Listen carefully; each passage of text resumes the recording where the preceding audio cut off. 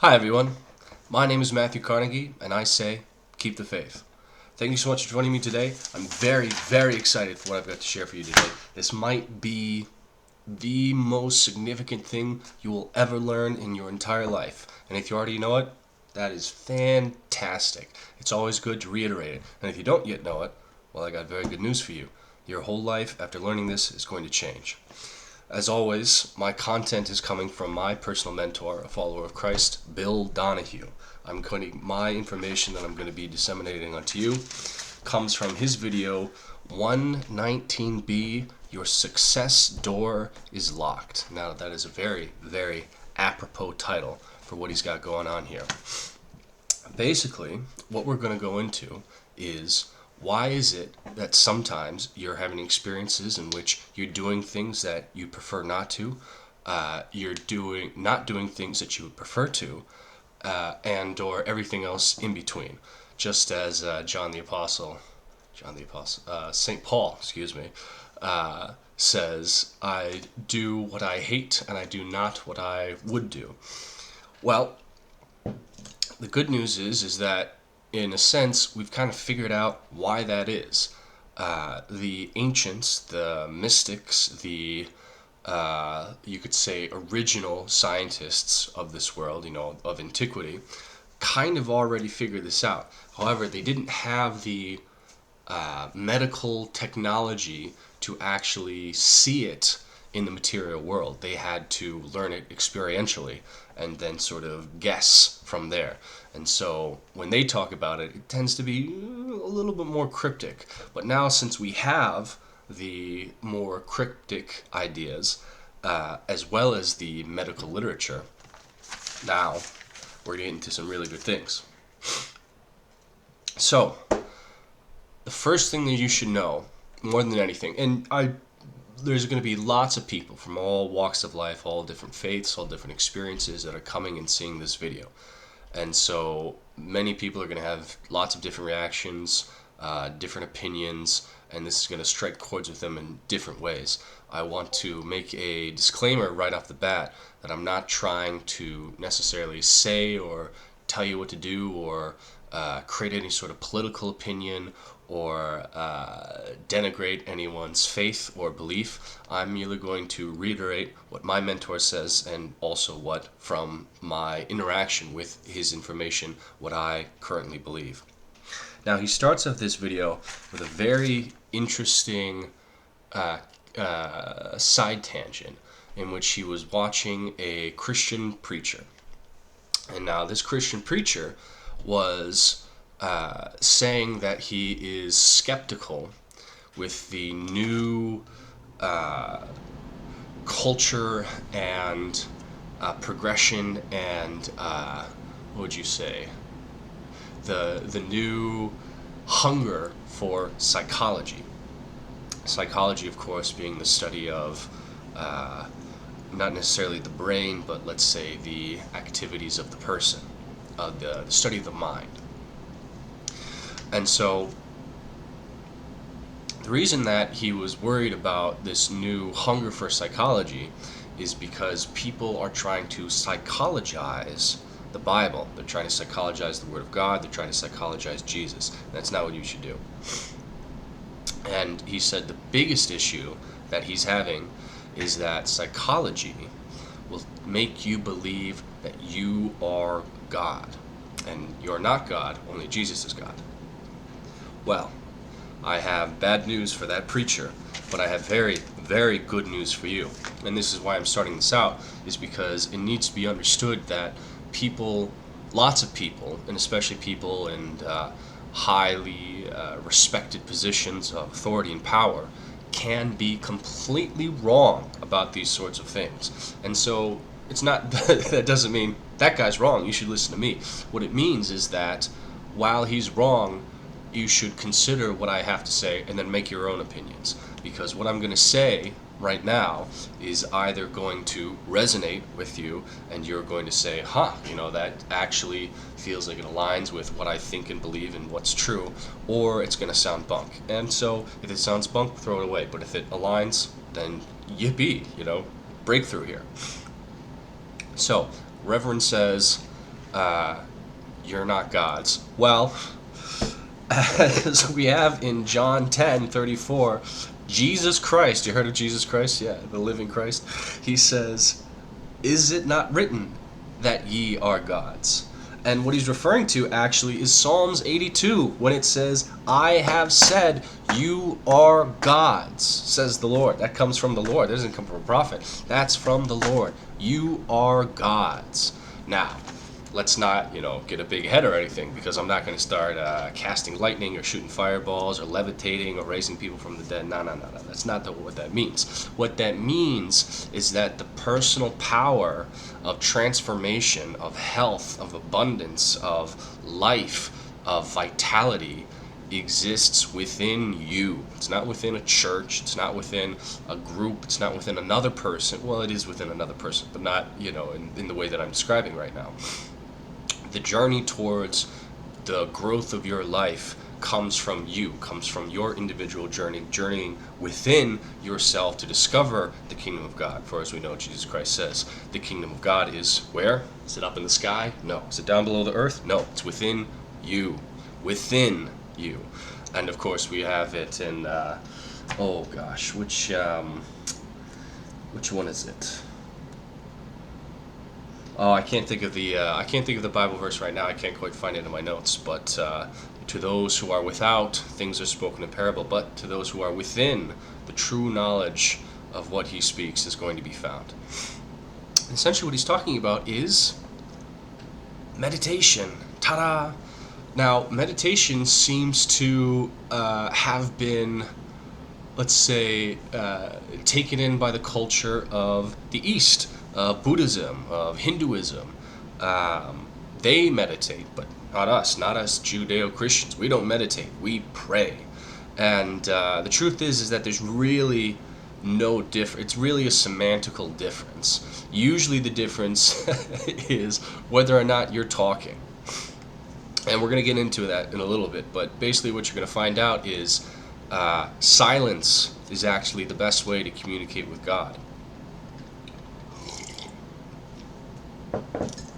Okay, so what we find out in modern neuroscience and psychology, I guess it's not technically neuroscience. I apologize for saying that. I think I got a little bit excited there. It's in modern psychology, and this is a lot of this is based on the works of the very, very famous psychoanalyst Carl Jung, who you might have heard of. He's a very, very well respected psychologist, and he, dozens, thousands of patients, a bunch of books. The book that he recommends reading is, I think it's The Undiscovered Self, is what it is. And so basically what they found out is you've got two minds inside of your head. You've got one brain, but that brain is actually holding two types of minds. And now in those two types of minds are, number one, the conscious mind, and that's where the ego, the identity, your thoughts, when you think, when words appear in your head, when images appear in your head, that's your conscious mind doing that. When you're interacting with the world, when you're thinking, what am I going to do? When you're talking with someone, when you're thinking, what am I going to say? That's all the conscious mind working. When you're thinking about the future, when you're worrying, when you're planning, when you're trying to picture, something, when you're trying to visualize, everything, all of that's coming from the conscious mind. And that's the mind that you not that you interact with, that's the mind that you have control over. That's the mind that basically responds instantaneous to your own psychic stimuli, which is, I want to think about this. Bam, the conscious mind is doing that. The other mind that you have is the subconscious mind. Sub meaning under, so underconscious, which means you're not conscious of it, which means you don't directly interact with it. That's not how it works.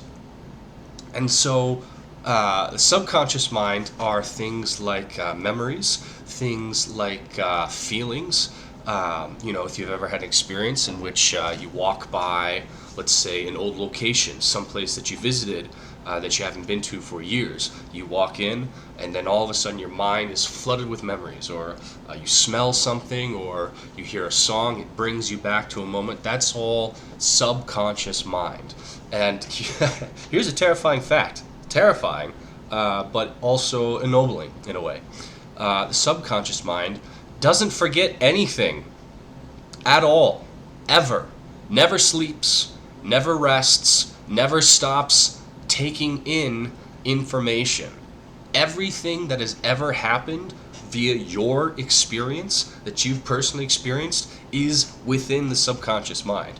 And this has been essentially anecdotally proven by certain high-level psychotherapists who have been able to hypnotize patients and walk them all the way back to their memories of, 1 year old, when right when you think, you would assume that you've forgotten those memories if they were formed at all. Well, I got news for you. You were forming memories, and your subconscious mind still remembers them, even if your conscious mind doesn't. And why would your conscious mind remember your 2-year-old memories? Because it wouldn't, because there's no point. Because you're worried about, how am I going to pay the bills? How am I going to keep my health? How am I doing in my relationships? What's the next big thing that I can do? That's what the conscious mind is occupied with. Subconscious, and so it's not worrying about the memories, but the subconscious mind, and so this is the other key. This is the other main difference between the two.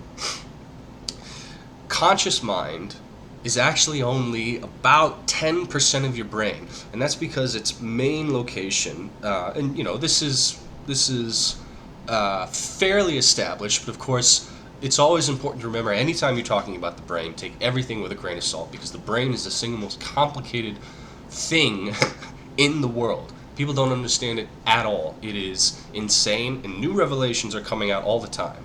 You remember people used to drive railroad spikes through your head to lobotomize you and think that, maybe that'll solve the issue. So we've come quite a bit of distance in our understanding of the brain, and we're going to continue to go quite a bit of distance in our understanding of the brain. So just make sure when it comes to the brain, you always keep an open mind, you always keep skeptical. But the general idea, and this is functional knowledge, not necessarily specific medical, clinical knowledge, is that our conscious mind is only 10% of our brain. It's only 10%, which means it's got a certain amount of power to it, obviously, because you can think and plan and execute and all that. But it's not the power of the subconscious brain, because the subconscious brain is the other 90%. That's all it's taking care of all the other processes that you're not even thinking about, which is just, if you think about it for just a moment, absolute bonkers. I mean, you ever consciously beat your heart? No, you haven't. You ever consciously digest your food? Nope. You ever consciously regulated your circadian rhythm to the release and production of melatonin in order to sleep? No, of course not. Everything, all of that, is all being taken care of by the subconscious mind, the other 90% of the brain, the real powerful aspect of the brain. So the conscious mind only has a finite field of awareness, just like you. Here's a great experiment. Try to picture the back of your forehead. Well, or just the back of your head. You don't have it, because you have to imagine it. Now, let me restart, because I think I got tripped up. This was a exercise that I did in theater school, which is the first thing you do is you try to picture what is behind you. And so that's obviously very difficult because you have the stimuli coming in from the front of your eyes, and you have everything else that you're thinking about, and then you sort of have to imagine. And then try to, take your awareness out to maybe the entire building that you're in. Try to picture everything in there. Okay? Again, very, very difficult because your conscious mind only has a finite amount that it can focus on. Then if you try to picture the whole city that you're in, try the whole world, forget about it. You're not going to be able to take in and digest that much stimuli. And that's kind of why people get burned out, is because they're trying to process and think about too much in the conscious mind, and it just can't handle it because it has a finite amount of resources. Subconscious mind, on the other hand, doesn't really have a finite amount of resources. And the reason for that is because it's not conscious, because you don't think about it. That's why it's able to divert all those non-used resources into the taking in of and retaining of everything. So, what that means is that if you are doing something that you would rather not, or not doing something that you rather would, the reason for that is because the programming that exists inside of your subconscious mind. At some point down the line, whether it was in childhood, early adulthood, quite recently or whatever, though most of these things happen in early childhood because the mind is so new and malleable, and there's no other frame of reference. Because obviously if something happens to a 45-year-old, it's less of a surprise than it happens to a 5-year-old, because the 45-year-old has had more experience, they have more life to contextualize the event, whereas the 5-year-old, just imagine at some point in your life there was the very first time something bad happened. I think I remember saw a video. It was like a 4-year-old, and she was riding a bike and it got a flat tire, and she said, "This is the worst day of my life." And it probably very well could have been, because she might have never experienced anything bad happening to her up until that point. Whereas a 45-year-old, life is life, and so if she got a flat tire, it's like, this isn't the worst day of my life because I've had other experiences in my life. At some point down the line, we took in things to our subconscious mind on how the world works. Okay, so if you grew up with a certain perspective, if you grew up with someone who said this is how things are, let's take what would it say? If you are encouraged that you're incredibly intelligent all the time, then you're going to grow up to be intelligent. Why? Because embedded in your subconscious mind is, I'm intelligent. And that's a seed that's been planted and has taken roots and has blossomed into a tree. And so what'll happen is that rootage stays despite other experiences. So if you think you're very intelligent because you've been told you're very intelligent your whole life, and then you have some sort of experience in which you do something incredibly stupid, you're not going to then immediately flip and be, okay, I'm incredibly stupid. No, you're going to actually see that as some other experience that happens in addition to the fact that you are still very intelligent. Problem with that, and why this gets terrifying if you really think about it, is the opposite can happen, or the same exact thing can happen, but with negative stimuli. If you grow up being told that you're an idiot all the time, you're going to believe it, and that belief is going to be embedded in your subconscious mind. And remember, the reason that we're talking about this is because this isn't like woo-woo thoughts manifest blah blah blah. This is material explanation. Okay, so you have neurons in your brain that hold this information. Material, knock on wood, you can actually grasp it and believe it. You don't have to think about it. It doesn't have to be spiritual. You have an actual real idea of what it is that's going on. So if you're being told that you're stupid all the time, you grow up, you do something brilliant, you get a Nobel Prize for chemistry, whatever. Even though you have that new stimuli coming in, you're going to think that you're still dumb. You're still going to think that, if you grow up thinking you're inadequate, you're going to continue to think that you're inadequate. Why? Is it because is it just no reason? Is it because you're weak? Is it because you're wham wham? Is it because you just never grew up? You never started believing in yourself? No, it's because the belief is embedded in the subconscious mind. It's a material aspect. You don't necessarily just think your way out of it, even though we'll get to that. You have to actually change the materiality of what's going on there. You have to get rid of the rooted belief before it would go away, or you have to cover it up. So,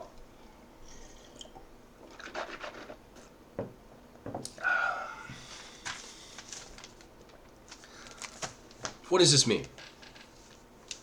This means that if you want to live a life in which you are happy, content, successful, intelligent, have great relationships, travel, eat great food, experience great art, are of service, make some sort of real, wonderful, positive impact. You know why someone is going to do that? Why those things would be given to a person? It's because of the beliefs that are manifested in their subconscious mind. It's because they believe inherently that that's who they are, that's what they deserve, and so they're going to unconsciously, not with the conscious mind, but subconsciously orient themselves to that pursuit and to receiving that those parts of their life coming in. Likewise, if someone is going to be unsuccessful, it's not going to be because they're stupid or lazy. Gosh, if you want to get real deep and intense with it, a lot of it comes. It's the same thing with murderers or rapists or criminals. A criminal, on the whole, is a criminal not because they're some inherently bad person, but because they've been programmed from birth to feel alone, to feel hopeless, to feel angry, and probably they've been taught that violence is a solution to their issues. Criminal behavior is how you solve your problems, etc. And that's been embedded into them. And they didn't have another frame of reference. They didn't have other people giving them different types of stimuli and information. This is how they believe. And in a way, as we can look at that mind and find it confusing, as I hope we would, to think that violence and murder and criminal behavior is a necessary part of life or a fact of life or something that we want or would enjoy doing. Likewise, our beliefs that we shouldn't do that is foreign and stupid to them, because they have a whole different frame of reference, a whole different subconscious mind that's been programmed to make them interact with and view the world in a certain way. Because if you think about the world is essentially infinite possibility. I mean, there's so much going on in the world at any given moment. It's almost impossible to pin down what it is the world is. Because anytime, there's that great, who is it? Epictetus? I don't think it's Epictetus. Please don't... don't tease me too much for this. I forgot the philosopher. Maybe it was Yoda. Whatever. But you can't step in the same river twice, because it's not going to be the same river, and you're not going to be the same person. Why? Because the moment's already passed, and the moment has already changed in you and in the river. Same thing with life. And so, since life is this incredible open possibility everywhere, and because you are God and you can be a co-creator and a manifester of the life that you want and participate in what happens rather than just being some sort of puppet or automaton or machine or plaything of the gods. If you want to enact change in your life, the change first starts where? Subconscious mind, within. Isn't that good news? Isn't that amazing? Isn't it so cool to know now, finally, that the reason that you have been not getting everything that you want and how you can get everything you want. And so let's get into that. Because it sounds simple, and it is simple. Not easy. It's actually really, really hard.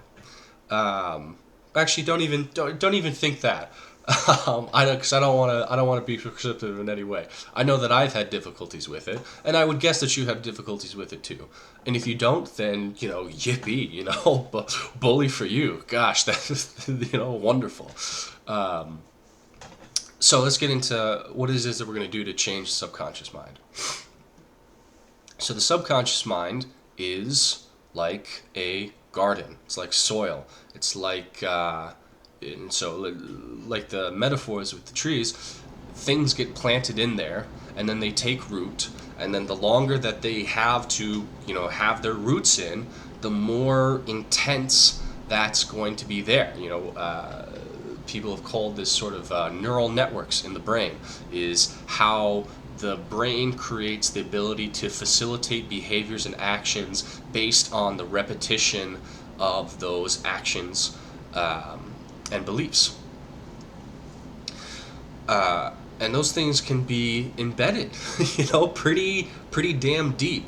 You can have, like I said, you can have 70-year-old, incredibly successful, wonderful life, happy marriage, beautiful kids, just nothing but joy and everything, and she can still feel like she isn't good enough or that she's dissatisfied. Why? Because of the subconscious mind that has been poisoning her the whole time.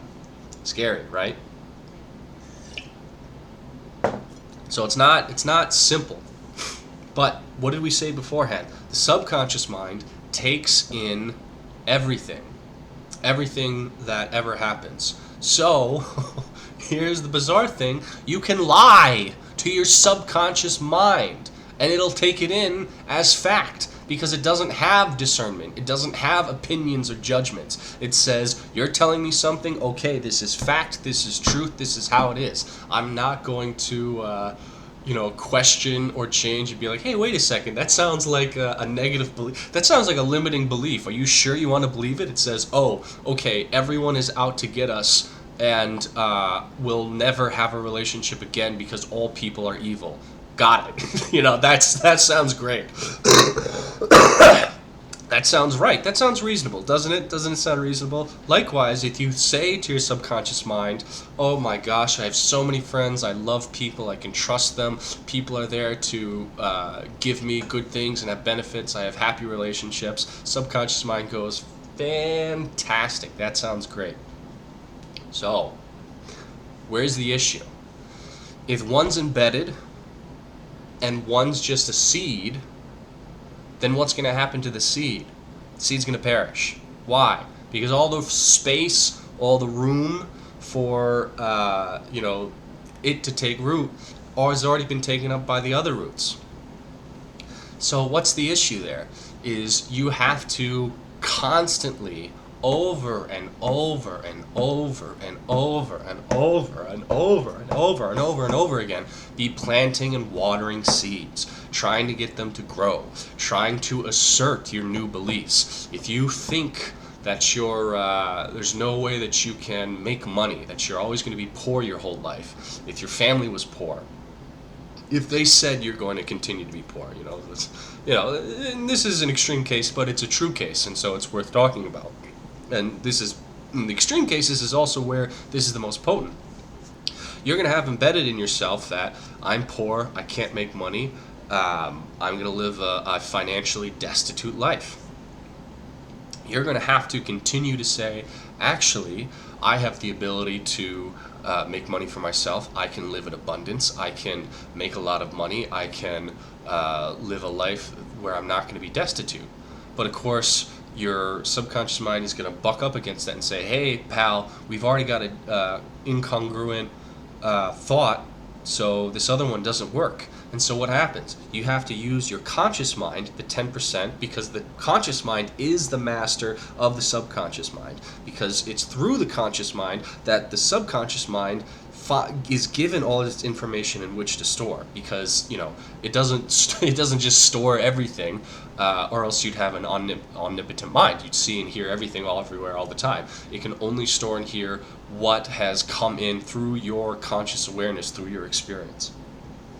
And so likewise, you can start to program it through that same conscious experience. You have to say it over and over again. And so it's going to buck up and say, that's not true. And you're going to say, yeah, it is. And it's going to say, nuh-uh. And you're going to say, yeah, it is. And it's going to say, nuh-uh, quieter. And you're going to say, yeah, it is, louder. And it's going to say, nuh-uh, quieter. Yeah, it is. Until eventually that gets replaced.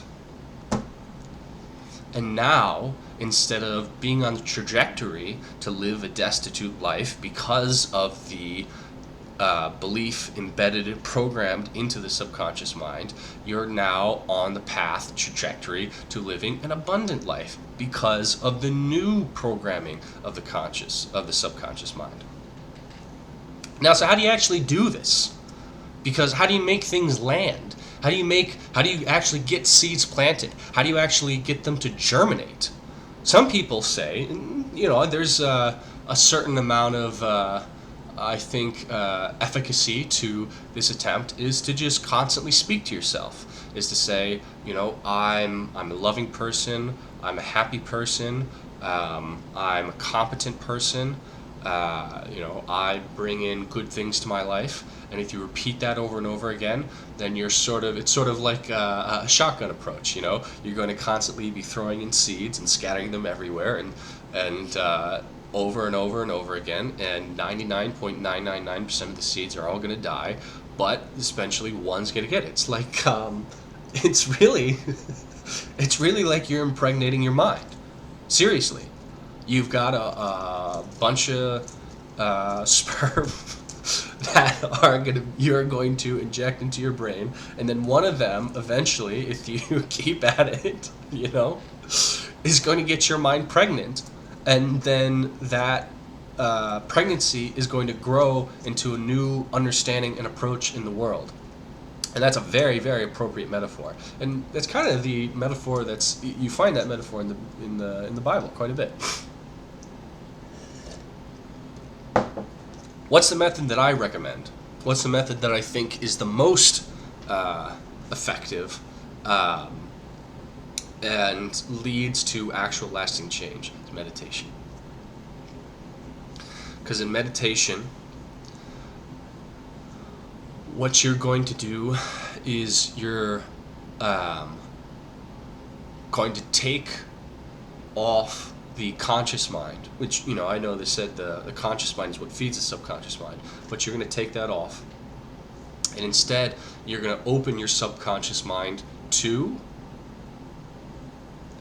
the divine mind, the holy mind, the mind of God.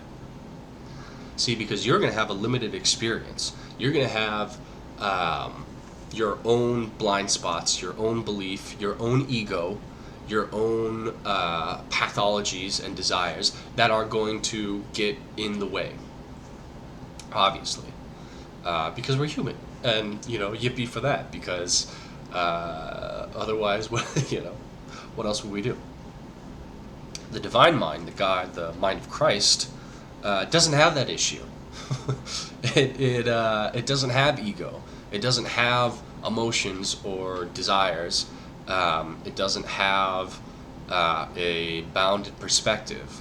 It's pure love, it's pure light, it's pure kindness and generosity and hope, and all those good things. And so in the act of meditation, you take off your conscious mind, you open yourself up to, what did I say before? You are God. That means you have within you the kingdom of God, which means you have within you and we talked about this in the last video, according to the Kabbalah, there is a will embedded inside of you that is indiscernible but comes from the divine. It's a divine spark that you can tune into, that you can tap into, and that can start to work with you. And that divine mind is going to unlock your subconscious mind. And so so this is the real it right here. You've got a bunch of trees and everything and soil planted. What you're going to do, what the divine mind is going to do, is it's going to unlock the subconscious mind, and it's going to open up a abyss in for the soil, and the soil and the roots and the trees and the blossom, all of that is going to fall out and go away and disappear. Now you can't do that, okay? Your conscious mind, even though it's the master of the subconscious mind, can't actually access that part of that part of the subconscious mind. It can continue to give it more stimuli. It can continue to give it more things to receive, to be planted, but it can't change what's actually there. You know what can? The mind of Christ. The mind of Christ has that power. And so in the act of meditation, you take off your conscious mind and you open yourself up to the divine mind with the knowledge that you are God, and within you is this power of pure love and pure light and pure purity. And in that, it's going to wash away all of those negative limiting beliefs, everything that says I'm not good enough, everything that says people are going to treat me poorly, everything that says God hates me, everything that says life doesn't work out, everything that says I can't have what I want. It's going to go away. It's going to go away because the light of Christ has the power to do that, has the power to open up your subconscious mind and let the drivel pour out. So through the practice of meditation, through the rigorous consistent practice of meditation, you allow that subconscious mind to be beamed with the cleansing light of love and light. And all of that starts to disappear. So, I think that's a good place to end it. That sounds pretty good, right? That sounds pretty cool. So let's summarize. You do things because of the programming of your subconscious mind. That subconscious mind was programmed by events that happened all throughout your life. If those programs are negative, you're going to live a negative life. If they're positive, you're going to live a positive life. And, most people have some conglomerate of the both. So this applies to basically everyone, because everyone could do with zero negative beliefs and nothing but positive beliefs. And so if you want to get rid of those negative beliefs, you're going to meditate, you're going to lift up your energy, you're going to look within, you're going to realize that you have the power of Christ within you, and you're going to have love beamed into you and from within you, that's going to wash away those negative beliefs of the subconscious mind, and then you're going to have a new virgin soil. This is, again, we'll get into this later, but this is basically the story of Christ. This is why he's born of a virgin, because you can return, or no, excuse me, this is why he's resurrected, because your mind, which seems like will be locked in at some point, can always be, through the power of Christ, resurrected, meaning that it can die, and something new and virgin can completely arise within it. So through the power of love of Christ, you wash away all the negativity, and then you now have new virgin soil for whatever belief you want to be seated in and embedded in. And so you meditate, and then you say, I am, like I said, I am happy, I am content, I have abundance, I live a wonderful life, I have great relationships, etc., etc. There you go. Again, very simple. It's very simple, not easy. It takes a lot of patience, rigorous practice, faith, in order to realize. And you can't go to someone else and have them do it for you. You can't take a pill. You can't change your diet. You can't, change your lifestyle. Blah blah blah. The only thing you can do, meditate, reprogram the subconscious mind using the subconscious mind. And if you do that, then you'll become the person that you want to become. And by becoming the person that you want to become, you'll start to live the life that you want to live. And how great is that? Well, I really hope you guys enjoyed. As always, my name is Matthew Carnegie, and I say, keep the faith.